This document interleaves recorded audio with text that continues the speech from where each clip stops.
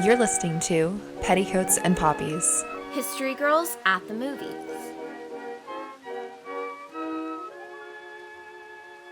Welcome to Petticoats and Poppies, History Girls at the Movies. We're your hosts, Maggie and Nicole. If there was ever a time that we were going to talk about Gladiator, it's got to be now, with this recent announcement from Ridley Scott that he's working on a sequel to the film. And especially with this announcement that the now Academy Award nominated Paul Mescal will be starring in it, how could we not talk about it? I am so excited, not only to talk about the Gladiator, but also just so excited for Gladiator 2.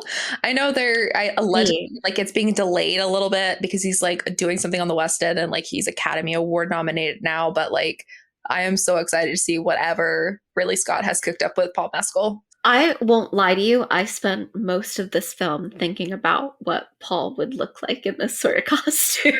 So did I.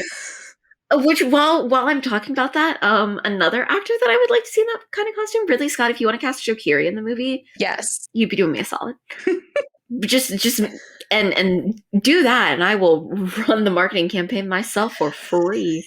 I say like I will already be doing that. I was like, oh please, you're already currently working on your packet for Gladiator 2 right now. Basically, I'm actually gonna go become an ancient Rome expert just to prep. But I was really excited to talk about this movie because it came out in 2000. So obviously you and I were both children at the time. It's true. But it is a historical epic directed by Ridley Scott, written by David Franzoni, John Logan, and William Nicholson. And it actually was inspired by a 1958 book called Those About to Die by Daniel P. Mannix. It stars Russel Crowe, Joaquin Phoenix, Connie Nielsen, Rafe Moeller, Oliver Reed, Jamon Honsu, I'm sorry if I didn't say that right, Derek Jacobi, and Richard Harris.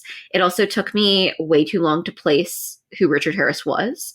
But it is about a Roman general who, after Commodus overthrows his father, the Emperor Marcus Aurelius, ends up as a enslaved gladiator and seeks to avenge the murders of his family and the emperor. And there were a lot of issues with the script when they were filming, including it being unfinished when they started production.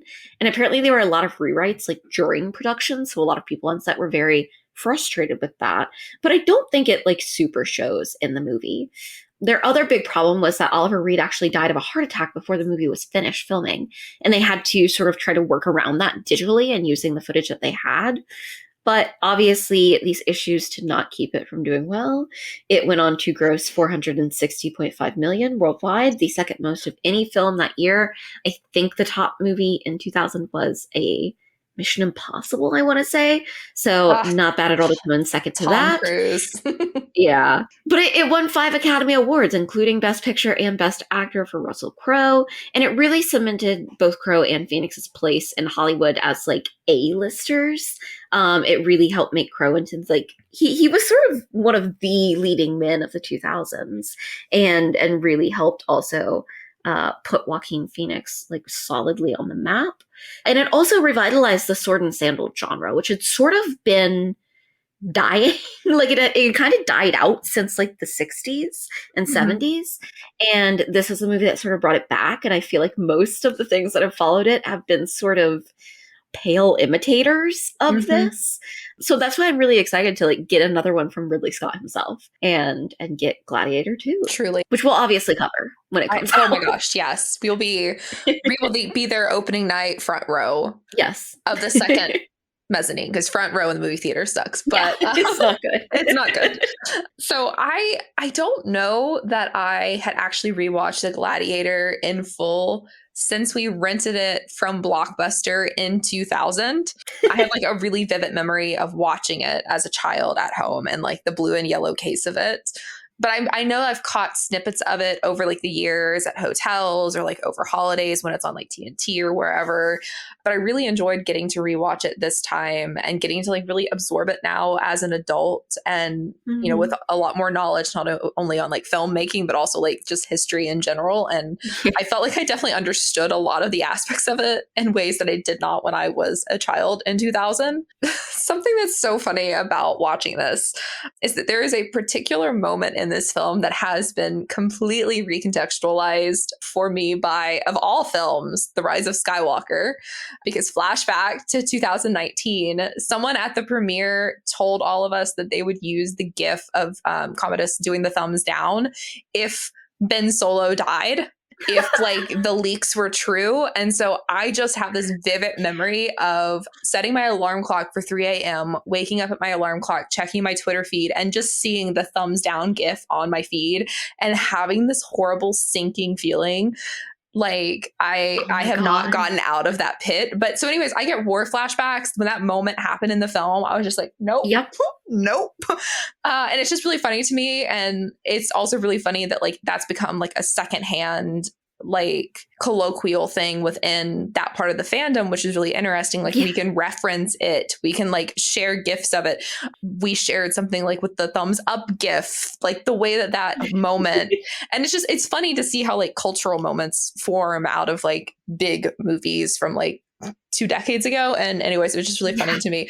And it's a phenomenon that like I know that ever after, if any of us see each other in other fandoms and we recognize that gif, like it's a shorthand now. It's very funny to me. I would love to try to explain this to Ridley Scott or like a Victorian ghost child, either or. I think it would just be too much for either of them.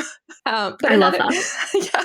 But another thing that was kind of fun was rewatching this also made me really desperate to rewatch. And I told Nicole I was going to bring this show up, but it made me really want to rewatch this German series on Netflix called Barbarians, which is set during like the Roman era, obviously, and it's about Arminius, and it's very good. And I've already watched both of the seasons like twice, but this made me want to go back and like start fresh and rewatch again because I do love this period of history, and I don't think that it is like a period of history that is explored as much as I would like it to be explored on screen. And I hope that with Gladiator 2 becoming a thing, that it will make people be like, oh, I guess that's a period of history we should explore. And I know we're getting a Gladiator themed television series for Paramount, Peacock, one of them. I can't remember which streamer it is. Lionsgate. I was Plus. Bad. One of the lesser streamers, and I don't even mean that in the way that it sounds, but like... Yeah, but honestly, one of the lesser streamers. Yeah. Yeah. One of those, which it has me really excited about like the prospect of like, I just love this period of history, and I think that we often lean into like the petticoats and the cravats, and we don't always get the sandals and the swords the way that I would love. And another thing that like I was thinking about watching this is like, this is how I became an unabashed fan of Russel Crowe. I saw this movie, love at first sight. I even love his Javert. I am unrepentant in my love for Russel Crowe. And he was just so freaking beautiful when he was younger. I mean, he's still hot, obviously, but like young Russel Crowe. Am I right? Am I right? It just hits different. Yeah, you're right. It does. Really, really a shame what happens to his character. Because I would love to see more of him. And also, this isn't my favorite like Joaquin Phoenix performance, and this isn't like what started my love affair for him. Like that took a few years. Like when Signs came out, which I think came out like 3 or 4 years after this came out, that's when I was like, oh, I will be sat for your films. And I don't know. I really enjoy this. And I know you're going to make a reference to this, not this exactly, but you're going to mention something tangentially related to this. Okay. But I do think that fans of Game of Thrones would really like this. Yeah. If you know, you know. I see what you mean by that. See, I was actually thinking about the Borgia. Well, that too. But we'll get there. But that's me. Yeah. That's how I prefer my incest. What? Anyways, I definitely had not seen this at least since high school. And at least like in full, like you, I feel like I definitely like caught like bits and pieces of it over the years.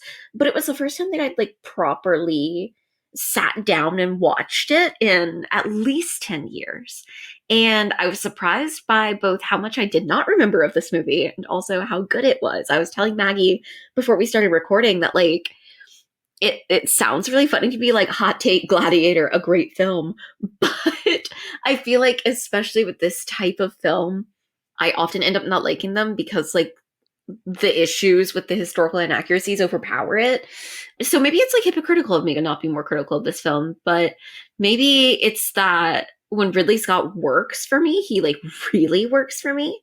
Maybe it's that I am always more forgiving. I feel like people who regularly listen know this by now, but like I'm more forgiving of inaccuracies that don't feel harmful, like that don't put down any sort of particularly like minority historical figures, Mm-hmm. or you know, sort of put about like harmful misconceptions, or don't seem just like lazy work. And this does definitely like doesn't seem like lazy work. I was reading that, you know, there were things that were done for cinematic purposes. They did have a team of historical advisors. There was some drama with some of them, but like some of what the inaccuracies are is that they were concerned that like some of the real stuff to do, particularly with the gladiators, was not going to seem believable and would seem anachronistic, even though like it wasn't. Like the fact that gladiators often had like sponsors that they would like wear stuff from, and they were like, people will think this is an accuracy, even though it wouldn't be. But I really like this. I like it much more than a lot of the sort of films from this that get grouped with it, like Braveheart. I definitely prefer this. Part of that is just that I much prefer Russel Crowe to Mel Gibson. I love Russel Crowe. He reminds me a lot of my favorite uncle. So ever since I was a child, that has sort of like endeared him to me. Maggie and I are both Russel Crowe in Les Mis Defenders. I will loudly announce that Hugh Jackman was worse than Russell Crowe in Les Mis for the I rest of my days. still sometimes put on his stars. I'm sorry. Like over any of the other versions I have, and I have every version on my phone. I go to his. Look, I don't think he's like perfect. I feel like there are moments in that movie where he got like so tripped up on trying to sing that he forgot He could to just act give also. a great performance. Yeah. I blame Tom Hooper for that. Same. I was going to say, most of the ills in that film I lay at Tom Hooper's feet. I lay some at Hugh Jackman's. But I've been reminded in recent years what a fan of Crow I am. Like, I really love his performance in Boy Erased. I thought he was really good in that. And I also really enjoyed him in Thor Love and Thunder last year as Zeus. Like, and it was so fun to see him back in that sort of like pseudo Roman outfit, you know, after him obviously making it big in Gladiator. So I really enjoy getting to sort of go back to the source. I'm not always a big fan of Joaquin Phoenix's work. I have seen a couple of movies that I like really don't like his performances in. I tend to prefer him when he's doing more subtle work. Like, I love Her. I love Come On, Come On. I typically like a softer Joaquin Phoenix. But let me tell you, this worked for me. I think especially because there are moments in this where he like toes the line of camp. And because of the figure that he's playing, who I'm going to talk a lot more about later, I think that works so well. And I think that he does such a good job of playing this character who is sort of like teetering on the brink of madness very convincingly, and in a really, you know, interesting way. Like, he doesn't always go for the obvious, I feel like, character choices. And I really enjoyed it.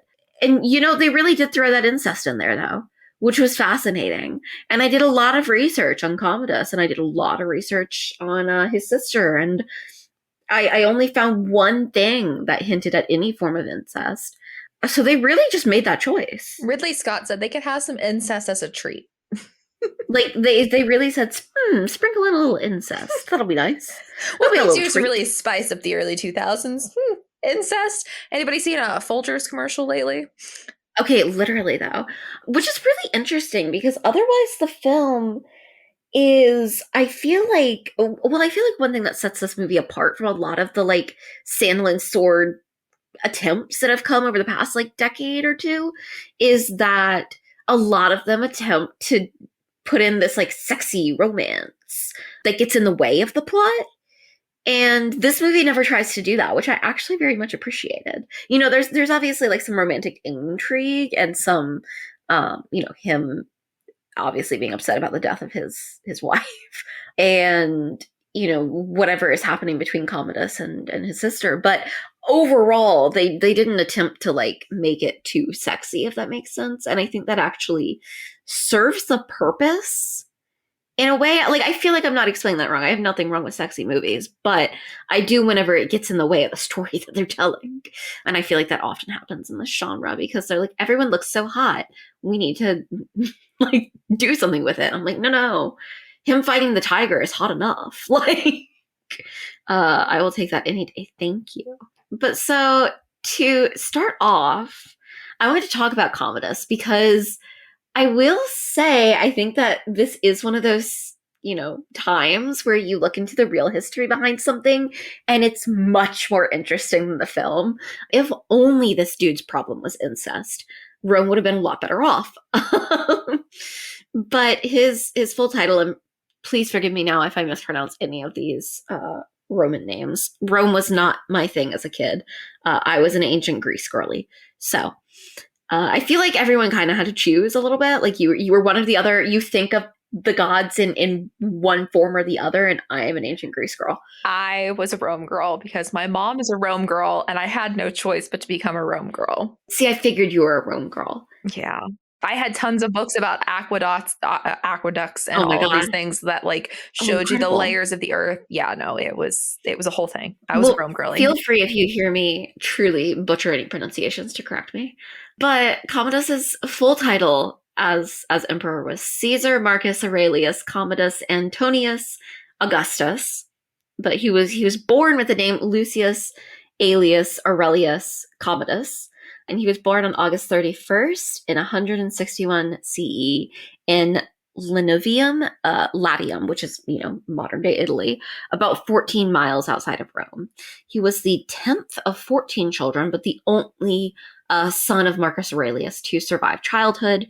And he actually did have a twin brother, Titus Aurelius Fulvus Antonius, who died at the age of 4. And twins seem to have run in the family. There's several pairs, although I think all the time, not both of them don't survive to adulthood. But he was actually the first emperor in Rome, like born while his father was emperor. And it's also notable that he was one of the last people to inherit the throne of Emperor of Rome. And it was sort of a weird situation because a lot of the people who had been emperors and who had inherited it was because they were adopted. So he was one of the only people to like biologically, I guess, inherit the throne, you could say. But he was actually so like inept and lazy and like not like his father, Marcus Aurelius, that people thought that he might be illegitimate. Not because there were like wild rumors about his mom or anything, but just because they were like, this cannot possibly be this man's child, which is like delightfully insulting, honestly. But Marcus Aurelius really was like heralded as one of the best rulers that Rome had had. Just this incredible example of a leader and an emperor. And then along comes Commodus to screw everything up. But in 177, he was made co-ruler with his father, Marcus Aurelius, who had reigned from about 161 to 180. And so the two, like, he joined in with his father, fighting the invading German tribes on the Danube. But then after Marcus Aurelius' death, he actually sought peace with the Germans. And so at the age of 18, his father dies, as far as historians believe now, from natural causes, not from Commodus. And he, at the age of 18, becomes the Emperor of Rome, changes his name. And he really, though, was not that interested in like actually doing the work of being emperor. He just wanted the benefits of being emperor. So for most of the time, he sort of left running everything in someone else's hands while he went out and was essentially like the ancient Roman version of like a spoiled, rich playboy. And, his first couple of years, sort of because of that, passed without incident, really. He's just like behaving the same as he did before. He's a spoiled young prince. But then he starts to get really violent. And he basically, what he does is he leaves things in other people's hands until he gets like a little bit upset with that person, and then he just kills them and replaces them. And it really didn't seem to matter. He was violent towards his enemies, towards his friends, towards his relatives. And so his sister and some of his other relatives and some of the senators get very concerned. And they put together a group to try to assassinate him in 182, but more on that later. Obviously, it fails. After that plot, though, he becomes increasingly violent and vengeful, executing people left and right. And he has this whole idea that he's brought about a new golden age, but it's more viewed by the people of Rome as a like reign of terror. In so for a few examples, in 186, he assassinated his chief minister. Ooh, this one's might not go well. Tigidius Perennis, who had become so powerful that he sort of thought of himself as emperor, and he actually had this whole plan about how he was going to kill Commodus and take the throne of Rome, and he was like prepping his sons to succeed him. And so that one's maybe a little bit understandable, but also like, Commodus, you're the one who gave him all the power, so maybe just actually go to a meeting once in a while. But then a few years later, his new chief minister, Cleander, he doesn't actually kill him, but he just like allows him to be killed because there's riders upset about a grain supply shortage, and he figures that if he just gives him over to them, then he won't get killed, and it works. So there's that, I guess. But later in life, he suffers from what seems to be some form of insanity. He seems to genuinely believe to be the reincarnation of Hercules.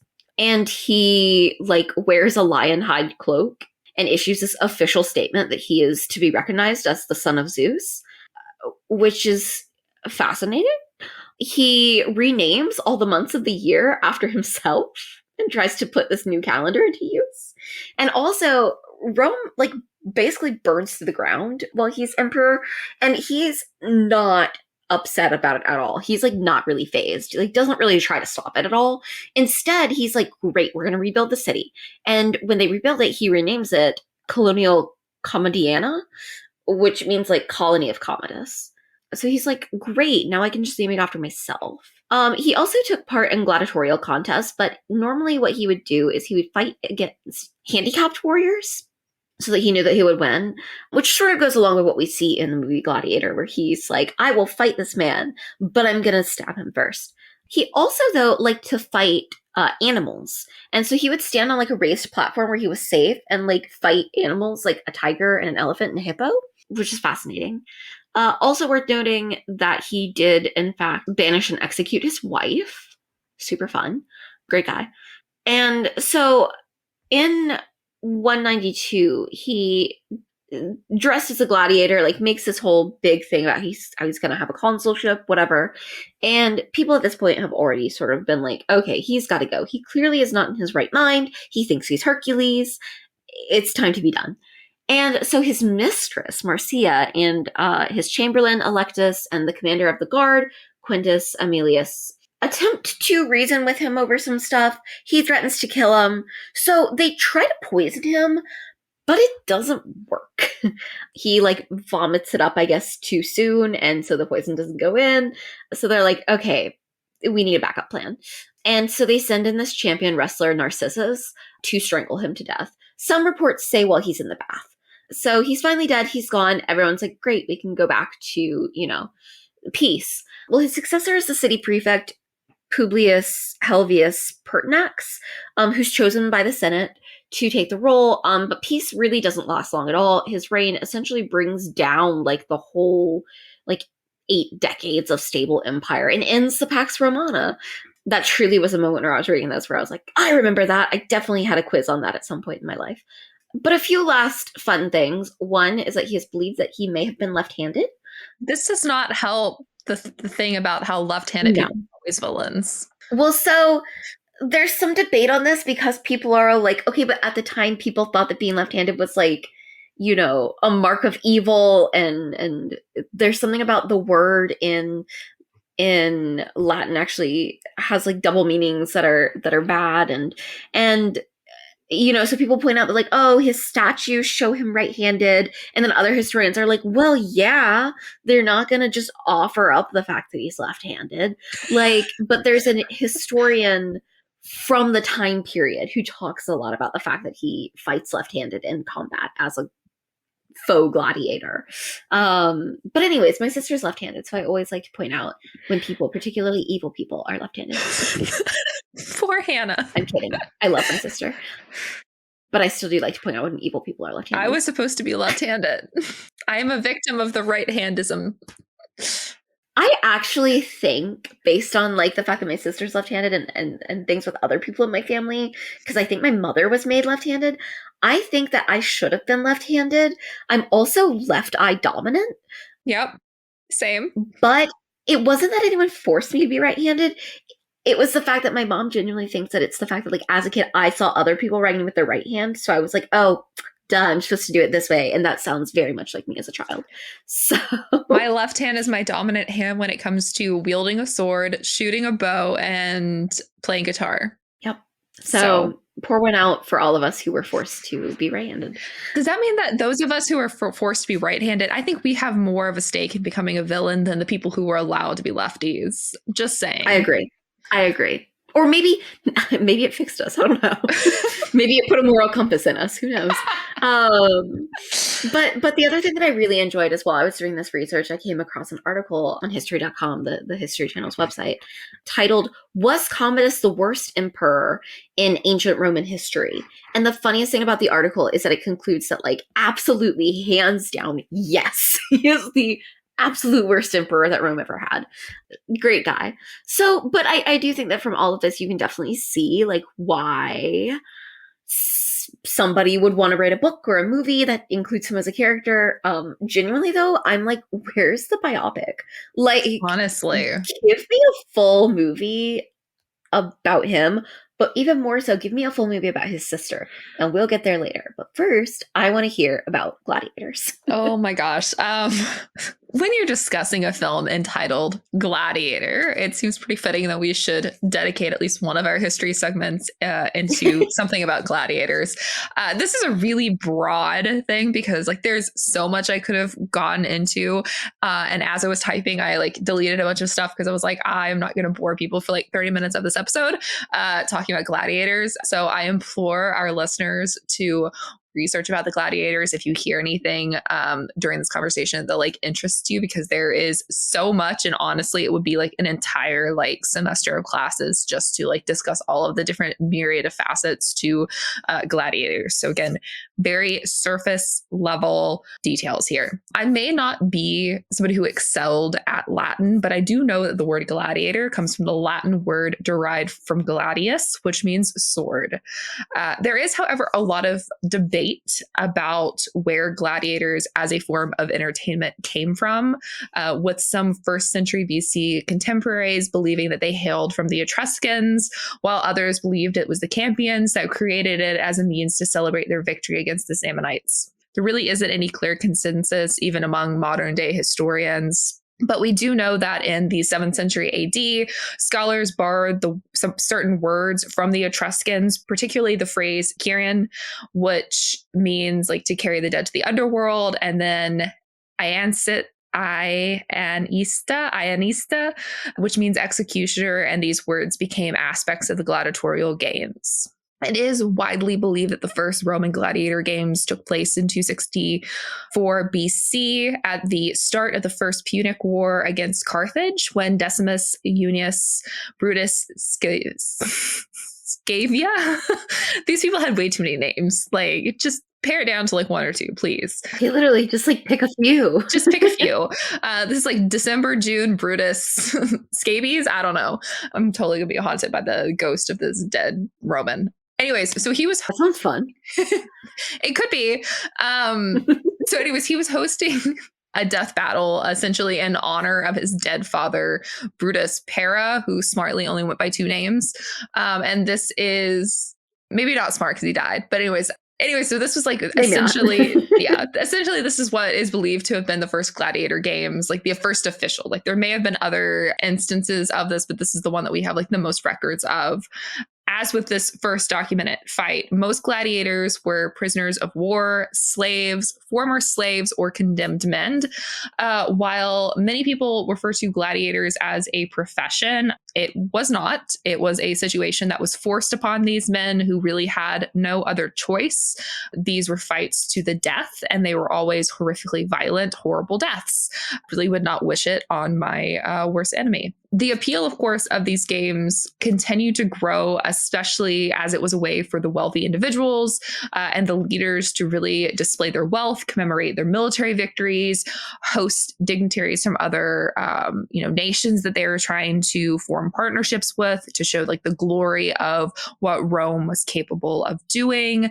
And it also was used sometimes to distract the populace from political and economic problems of the day, which I think is really funny because you can definitely see how threads of this still exist in modern day. We still have these big, like, glitzy, showy events. Maybe people aren't being, killed at them, but they definitely are used still today to distract the populace. I always think too, like the Olympics, for instance, which of course comes from the same era of time, but this is like this weird event where the entire world is involved, even though some places in the world are fighting with each other and killing each other, and we're still like, hey, look, this person can like throw this giant metal ball. Isn't that cool? I don't watch the Olympics, but there's really no explanation for why gladiatorial games became such widely attended events, aside from the fact that humans love to be spectators to horrible atrocities. These events were held in massive arenas throughout the Roman Empire, with the Colosseum being perhaps the most well-known and also the largest. Some of these events saw 30 to 50,000 spectators in attendance. These were all inhumane, gory spectacles where animals were set loose to be hunted, where prisoners were executed, and even religious martyrs were sometimes thrown to lions to be ripped to shreds, all to the triumphant cheers of an auditorium full of people. Like, picture it in today's world, like if we had football games with packed stadiums and we were watching the footballers like kill each other. Yeah, it's horrible to think about. And yet this was common practice in the Roman times and something that people like greatly enjoyed. The little part of me, though, that's like, well, I would probably find it less boring than I find football. True. And still, even today, we see when horrible things happen during football games, everybody's talking about it. Everybody's wanting to watch the replays. Oh God, so right. Yeah, it's still a thing. And honestly, human nature. It is human nature. I mean, if you think about it, looking forward, how many people made a day of seeing people get executed, at anywhere, or lynching, which became like a spectacle, or even executions in up until modern days. I mean, people wanted to get in there and see it happen, or the way that we still find people who want to see the videos of horrific things. I mean, we just saw that viral video of the plane crash where the person was like filming before the plane crashed, and like people, it doesn't show anything, but people were still looking for it, or the way that people bottleneck when there's a horrific car accident. Like, there's something about humans that want to see this, and it's fascinating to me. I'm sure there's a psychological thing, like, better them than me. There's got to be some sort of like response, but it got to like a fever point with Rome. And I don't think we've ever seen this level of gleeful participation again. There may have been others, but like, to my knowledge, I can't think of another like violent spectacle that drew such crowds, especially at a time when it would have taken you time. Like, if you didn't live in the city center, it would have taken you a while to get somewhere. And it's like people made it a point to go to these events when they were being hosted, which is crazy. And fear not, it wasn't just men getting ripped to shreds or fighting to their bloody deaths. Before Septimus Severus outlawed it in 200 AD, women were also permitted to fight as gladiators. There was a whole group of them. Yeah, so equal rights. You too could also get in the gladiatorial arena and die. Hell yeah. Really, just it's insane. And historians have said that at the time that there are these descriptions of women like sparring with each other as after dinner acts in the 1st century BC. Sometimes they would battle beasts, dwarfs, as it was reported, other women in these like spectacles for emperors like Nero, Titus, Domitian. Like, it was a whole thing. And again, if any of this like interests you, please go read about it. It's fascinating. There are wonderful articles, both like easily accessible stuff on the History Channel and also like academic papers on JSTOR that talk about this. And like, they found their burials, they found like the weapons they were buried with. Like, it's a whole thing. And I think that would make a really good movie. Just saying. Ridley Scott, if you need like a subplot, let's get some lady gladiators out there. And then let's flash forward to 325 AD when my man, Constantine the Great, forbade criminals from being forced into these fights. He did not want gladiators essentially being, forced to die if they were not, willing participants. He was trying. There's actually this quote that he, allegedly said that was bloody spectacles do not please us in civil ease and in domestic quiet. For that reason, we forbid those people to be gladiators who by reason of some criminal act were accustomed to deserve this condition and sentence. You shall rather sentence them to serve in the mine so that they may acknowledge the penalties of their crimes with blood. So basically, like, I don't want them to go get slaughtered for spectacle, but they can go work. And if they die, well, then they know that's why they're dying, not just because they're being, murked. Equal opportunities here. Basically, the fun and games came to a screeching halt a little bit later on in 404 AD when Emperor Honorius closed down the gladiator schools. Just a few years prior to this incident, where a monk by the name of Telemachus leapt between two gladiators in an attempt to stop the bloodshed, which then prompted the crowd to stone the monk to death. They were like, you're not stopping our fun and games. We're going to kill you. We came here to see bloodshed, so we're going to do it ourselves. And then 6 years after all of this, basically at that point, the emperor was like, yeah, that's enough of this. We're not doing any more of this. You went past the point of beyond. We're done. No more fun and games. And then 6 years later, Rome started to fall. The Visigoths attacked, starting this series of chain events that would, of course, lead to the official death of Rome about 60 years after this. So really, yeah, it was basically the beginning of the end for them. And that's kind of a really short, abridged, drunk history style conversation about gladiators. Because it was just I was reading this, I was like, I should talk about when the gladiator battles stopped. That's a good place to stop. And then it's oh yeah, they stoned this monk to death. All I heard was the record scratch. And the monk be like, I bet you wondered how I ended up here. I mean, the monk got what he wanted. He wanted these horrible events to stop. So, his death caused them to stop. Because there's a whole lot of stuff, but the Christians were really against this, despite the fact that the Bible is full of horrible atrocities committed against people. Yeah. The Christians were we really do not like gladiatorial games. Probably because up until Constantine, the people who were getting killed were oftentimes Christians. God, Christians never let us have any fun. They never let us have any fun. And also, there were all of these people that were actually, what's happening at this is where nothing changes.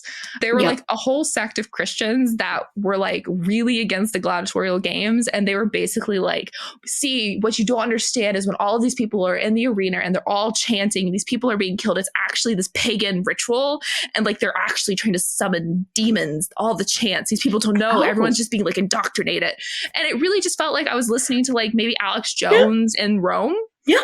Because it was just these crazy conspiracy theories. I mean, I don't disagree with them. I think we should not be doing this, but it's just not because you think it's a pagan ritual that will summon the devil. Yeah, they were this is human sacrifices.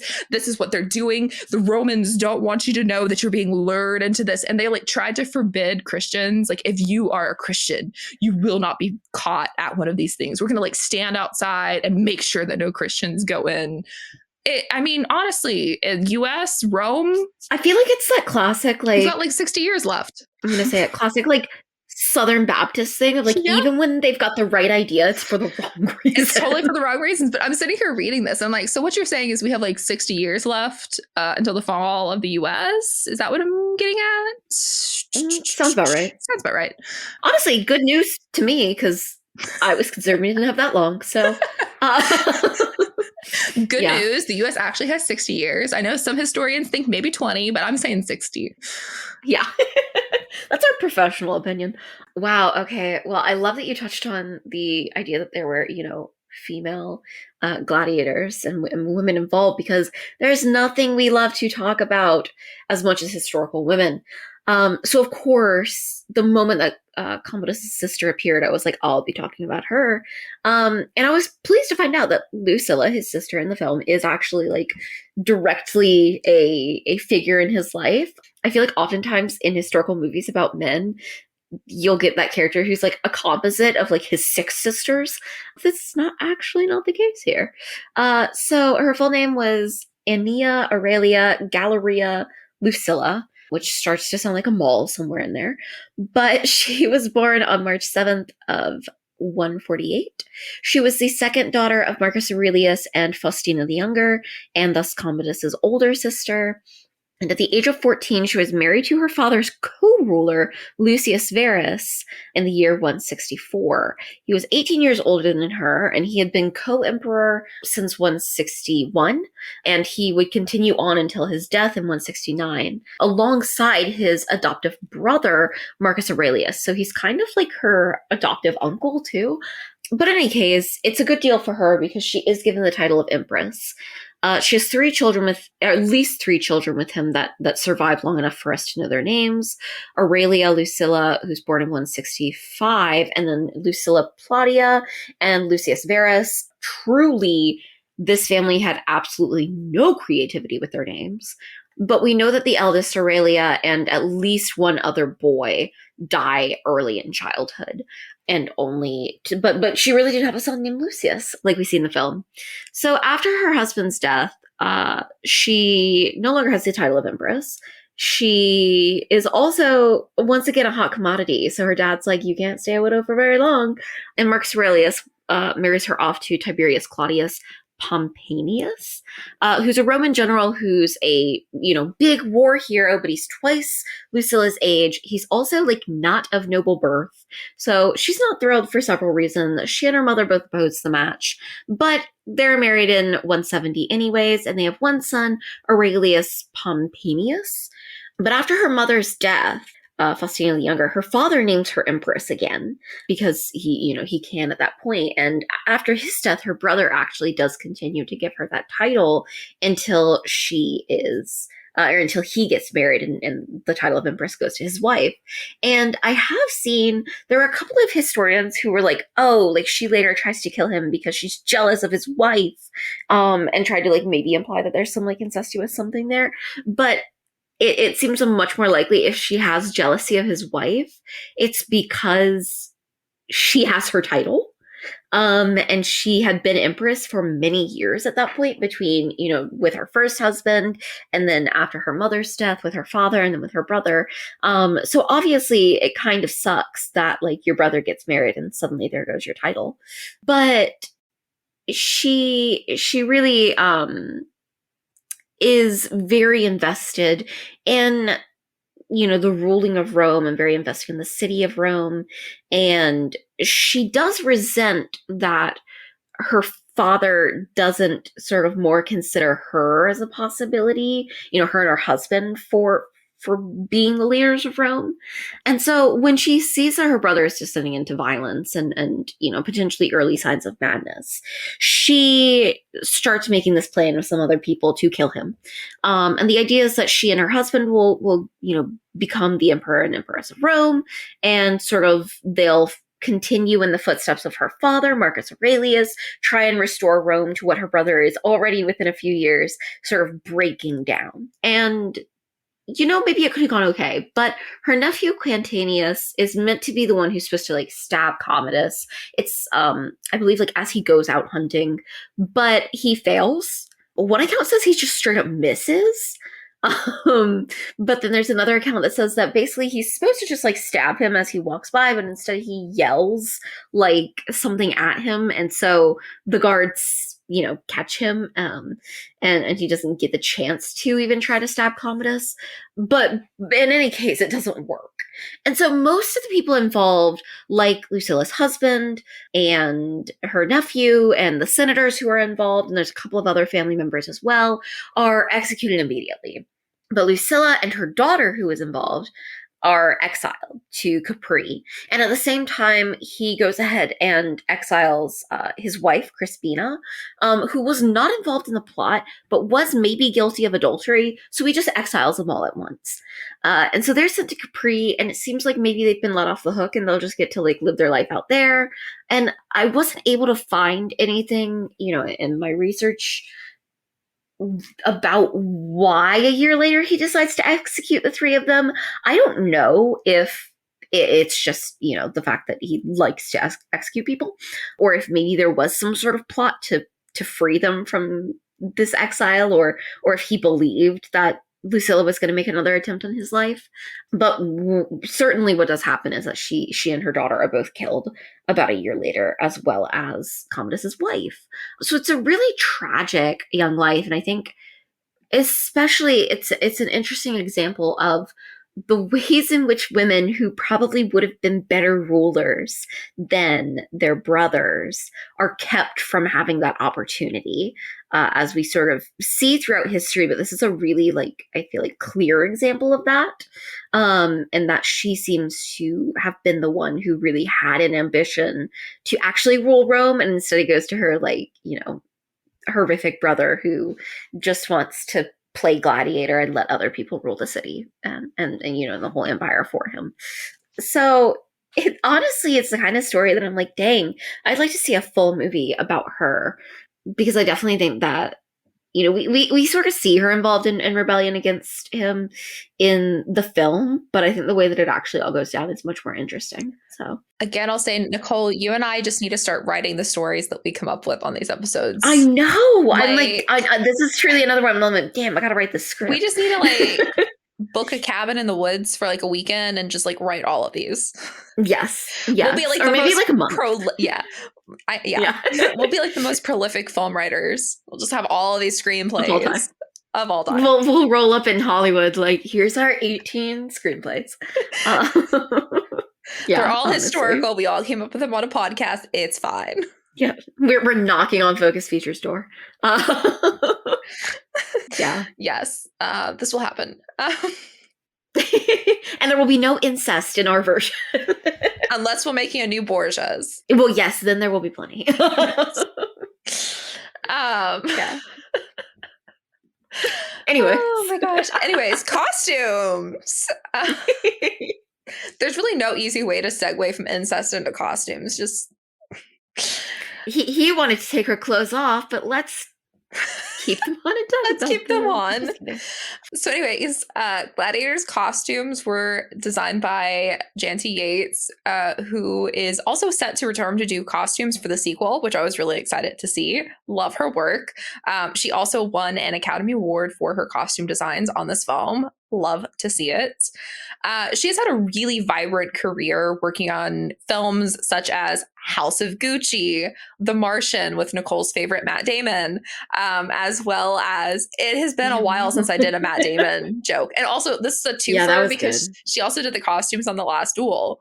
And then... Okay, damn it, she also worked on the 2 of the 3 Matt Damon movies that I have to admit that I love. Right? Yeah. She came for you. She came for you there. She also reunited with Russel Crowe in his Robin Hood. And then she also worked on one of my favorite films, and I didn't realize she'd worked on it, Charlotte Gray, which is just one of my all-time favorite movies. Wait, that's so cool. And I was like, oh, I love that.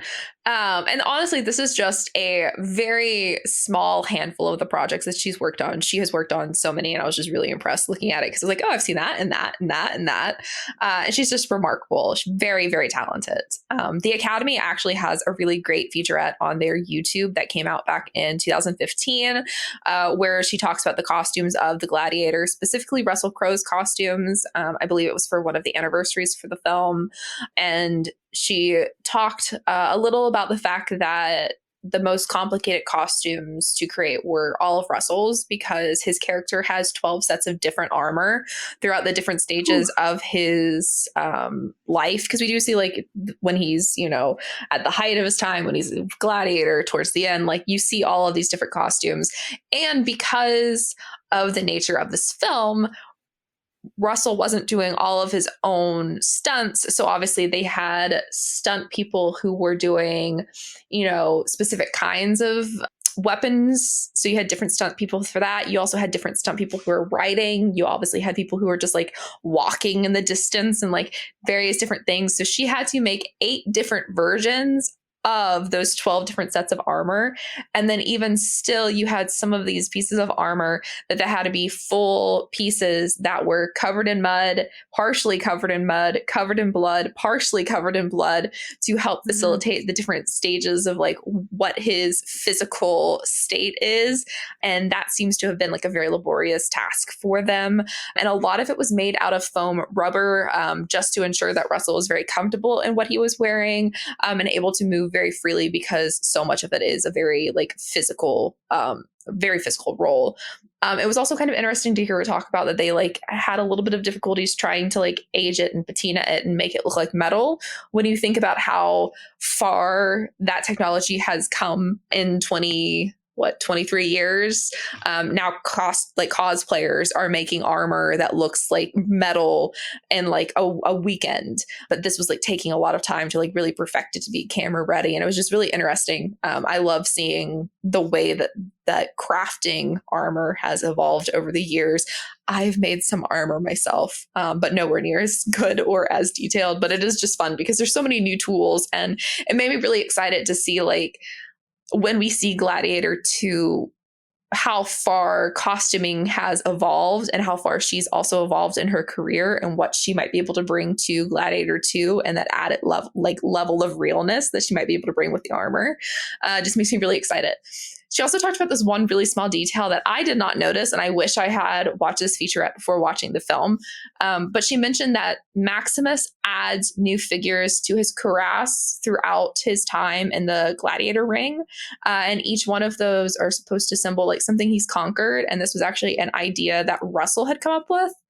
And then Ridley approved. And yeah, it's true. Like there's different. Wait, stop. That's so cute. Right. And I love that Russell came up with this. And there's another one I'm going to talk about in a little bit that made me like happy, not about Russell, but another character as well. And I just love this. I was like, I love hearing when actors bring things to their role that they're like, wait, this feels like something my character would do. And like the director just lets them roll with it. And it's also fun to think about knowing that Gladiator still had like a largely unfinished script. And it makes me wonder, like, did Russell like contribute anything to that for his character, bringing things to it while they're still trying to like shape things and piece things together in production?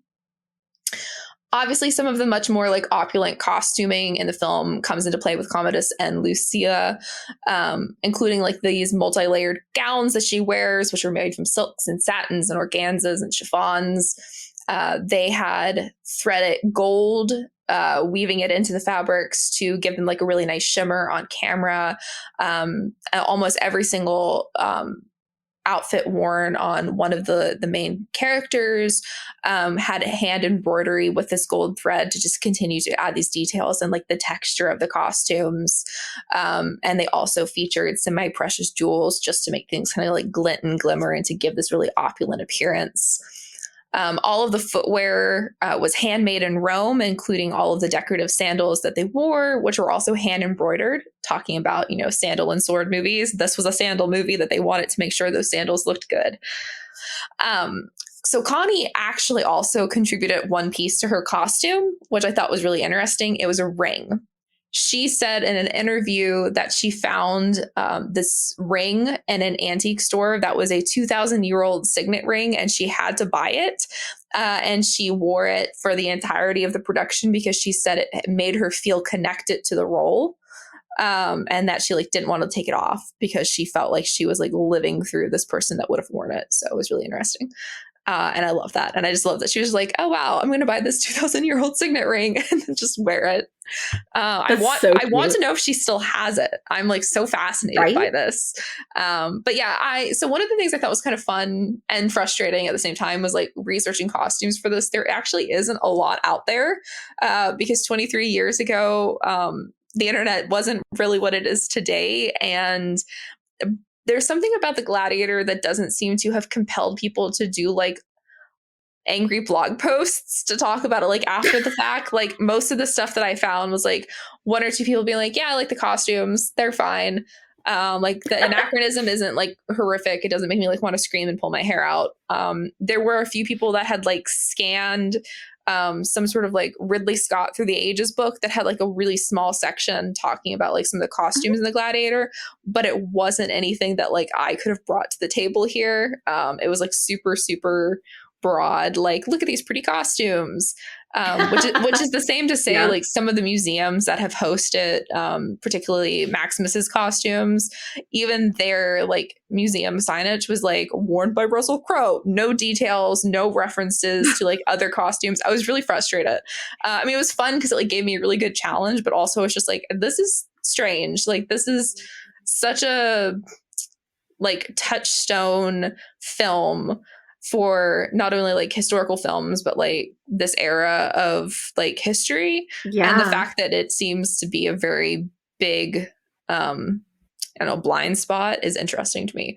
So Okay, that's funny maybe we're gonna because start it off again, like yeah, people are gonna talk about it again now that we are. that's funny too because trying to find any information on Lucilla was so difficult because like she, especially anywhere that she's mentioned, it's like, oh, well, here's a link to a page about her husband. She doesn't have her own page, like on any of the like encyclopedias and stuff. And I'm like, Yep. y'all, this woman attempted to murder her brother, the emperor. Like, maybe we should talk about her, which was very frustrating because I was like, come on, guys. And also, obviously, trying to research anything in the second like century is a Oh, it's challenge. impossible. Yeah. So it's funny though how you can be hit with those research issues, whether you're trying to research like a historical figure from the second century or just a movie from the year 2000. It makes you think about how lucky we are to have so much information available to us now. But I'm curious, before we wrap up, I want to know your thoughts. What do you think Gladiator 2 is like really going to be about? Like, Okay, so who do we think Paul's gonna be? that's my question. Like, is he a completely new character? Is he tied to characters in the original Gladiator? Is it just a like another story set in the universe of Gladiator, or is it specifically with characters? Is it a prequel or a sequel? Like, That's okay. That's like I sat through the whole movie thinking about this. I was like, okay, is he going to be like young Maximus? Which like I wouldn't mind seeing right. that because it'd be really interesting. My mom was like, maybe he's the kid grown up because the kid's whole thing is like he really wants to be a gladiator, and if like I had that thought too. if things went pear shaped, maybe like he's now in a position that he has to be a gladiator. Especially since like his whole bit is like, I want to be just like Maximus, I would be which just like Maximus. Yeah. I was okay. I was thinking, like, is he this kid grown up? Like, is he some, some unnamed nephew of Maximus? Like, is it a prequel and he's a young was Max? there a cut scene that we missed where like that kiss between Maximus and Lucia led to Oh more my than god. just a kiss and like there was a baby? Also, wait, what is the guy called who's like the gladiator trainer? Oh Proxima? yeah, Something Proxima. like that? Yeah. There's that whole story about how he like also like was a gladiator and then rose to the ranks. Like maybe it's a young him or something. Like I could see them going, sort of off on a side character, maybe. Like, yeah, I want to know more immediately. I need Ridley Scott to just like send us an email and be like, so actually this is what I'm doing. You guys are so Okay, close. please. Just like I tell don't I us, we don't need won't spread it. much. Just a line or two. I just want to know who Paul's playing. Like, Yeah, just give us a little hint. Give us a little taste. give us a little treat. A little treat. Especially now that you're like, actually, I'm going to give him a time to be on the West End for a little bit, and then we can Yeah, start filming. right. I was like, no, Right. sir. Honestly, I think it's just Ridley Scott being like, I need to rewrite my script. Probably. Or like Ridley, maybe I should finish this one before I start. Like instead of like the last one. I love Ridley Scott, but I feel like he's truly a chaos man that like gets an idea, writes half of a script, and it's like, good to go. Let's go. Let's go. Let's go. Let's start casting. Let's start going. Let's go, go, go, go, go. Yep. And then like And he's then like, all sometimes right. he's suddenly like, let me make 2 movies in this 1 year. Like, what? Sir, calm down. Like, Really, Ridley Scott's career is just like truly so fascinating to me. okay, same. Honestly. But I would really love any listeners who've made it to the end of this episode. Please let us know on social media like what you think Gladiator 2 might be about. Because I would love to hear any ideas that people have. Who is Paul Mescal aside from being an Academy Award nominee? Woohoo! All right. Well, thank you all so much for joining us in our 47th episode of Petticoats and Poppies. We would love to hear from you on social media and to hear what you think of the Gladiator movie. You can find us on social media at HGATM Podcast on Twitter, Instagram, and Facebook. You can find Maggie over at Maggie of the Town, and you can find me at Nicole Ackman 16. You can listen to our podcast on Spotify, Apple Podcasts, the Earglue Media website, and on Audible. If you like what you hear, don't forget to leave us a rating over on Apple Podcasts or on Podchaser or on Spotify. Every few episodes, of course, we'll be reading our reviews and your comments, so please be sure to leave them so you may be featured. And we will be back soon with another episode as we continue to look at period films from a history and film perspective.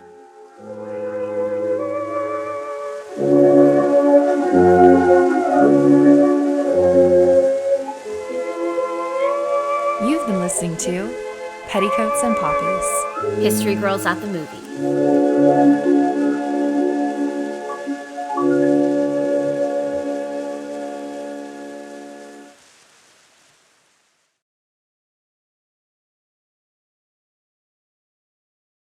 Okay, it looks like everything is working. Yep, it is working.